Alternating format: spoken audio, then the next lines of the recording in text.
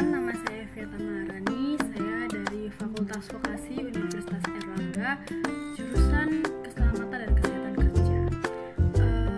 Jadi saya mempunyai ide untuk membuat sebuah game yang bertujuan untuk mengedukasi masyarakat dan mengenalkan bagaimana sih K3 itu, bagaimana sih K3 di mata masyarakat itu.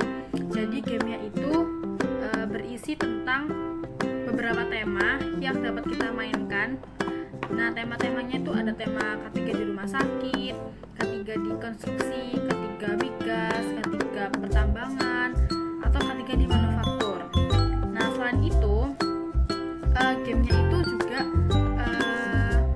berisi tentang animasi-animasi, bagaimana pekerjaan misalnya di rumah sakit, bagaimana sih K3 di rumah sakit itu. Jadi si pemain itu bisa memilih dia mau memainkan pemerannya di mana, dan kita juga bisa memilih kita mau berperan sebagai apa, misalnya sebagai HSE atau sebagai pekerja.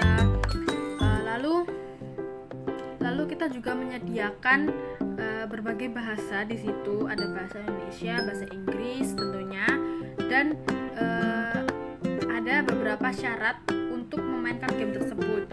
Jadi untuk level 1 sampai dengan level 10 itu kita membebaskan pertanyaan apapun. Jadi level 1 sampai 10 kita bebaskan dia mau bermain game seperti apa. Jadi tidak ada tantangan apapun. Untuk sistem permainannya itu cuman kita bekerja, terus kita mengawasi. Ya seperti game yang mengoperasikan berbagai orang. Jadi kita hanya mengatur, jadi sistemnya mengatur semua, dan kita cuman misalnya kita bekerja di konstruksi, terus kita harus menyediakan ini, kita menyediakan berbagai bahan. Ya udah, berarti kita tinggal main aja sesuai dengan petunjuknya. Jadi itu game itu lebih bertujuan untuk memberitahu loh, oh ternyata begini kerja di konstruksi, begini kerja di manufaktur, dan lain sebagainya. Jadi game ini itu bisa dimainkan secara offline dan dia pasti akan hemat kuota. Selain itu, dari ide saya ini banyak banget hambatan yang didapat. Salah satunya adalah bagaimana nanti ketika bekerja sama dengan pembuat game ini. Jadi selain itu, hambatan yang kedua itu adalah memilih animasi-animasi atau desain-desain yang lain. Contoh misalnya nanti untuk musiknya bagaimana, terus untuk animasi-animasinya.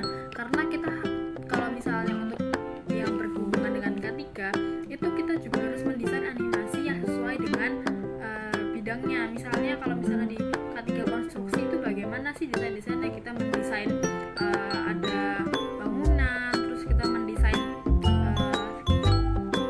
kren gitu kan, dan sebagainya. Jadi itu akan jauh lebih sulit dan membuang waktu dan membuang tenaga juga. Jadi idenya harus lebih banyak lagi.